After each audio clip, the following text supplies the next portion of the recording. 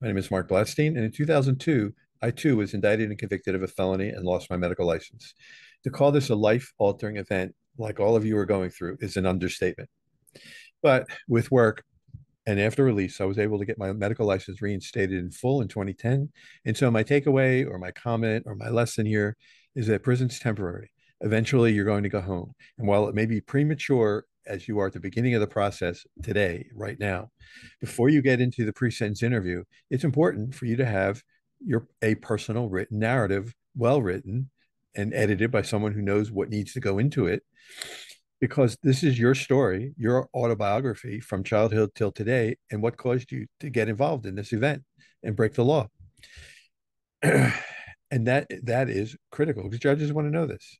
Your release plan, your release plan, it seems premature, but you over time, before you get to your pre-sentence interview, you will be thinking about that because the judge is going to want to know that you're not going to come back to their courtroom.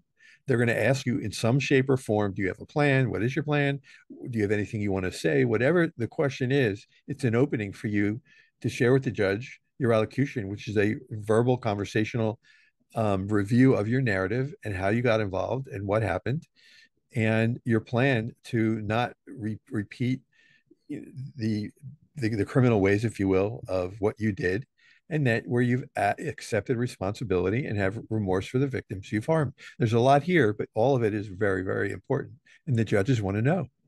My goal in this series is to provide you with the information you'll need to survive and navigate these times, because knowledge with preparation is going to help you build out your confidence that you're going to need throughout this process.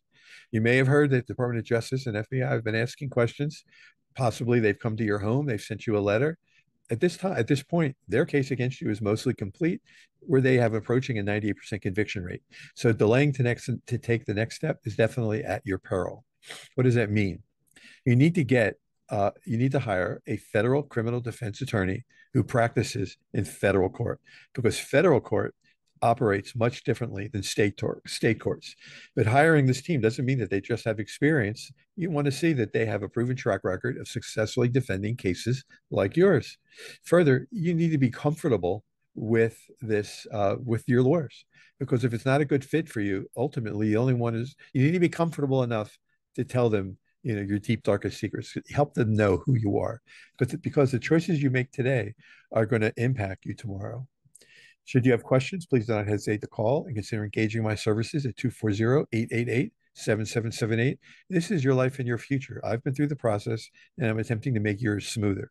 So insurance. Insurance is something that we all really don't want to pay for, but we're glad it's there when we need it. You know, on the outside, it's going to be home insurance, health insurance, auto insurance. In prison, it's going to be you documenting what you do every day. Amazon has for $4 or $5 line notebooks. They have to have some sort of inspiration, something written on at least every other page in order to be let in. But otherwise, it's allowing you to document everything you do. And it's everything you do that's constructive, or everything you do that, if you have a meeting with a staff member, know how it's insignificant. It can be a corrections officer, it can be a case manager, it can be a teacher in a class. Everything should be written down. Every First Step Act program that you attend, first of all, graciously thank the case manager, because not many people will, for providing the program. And it can be something as simple as balancing your checkbook or learning how to talk to your doctor. It doesn't matter. Okay. You want to not only thank the case manager or unit team who offers it, usually I believe it's still case manager, but you want to write down the day, date, and time you appeared, you were in person in the class, maybe something you learned, the teacher's name, and any other constructive things you are doing to increase your personal growth and development and while in prison. It can be that you're doing your job, not paying someone to do it. If you have an interest in painting, then paint. Drawing, then draw.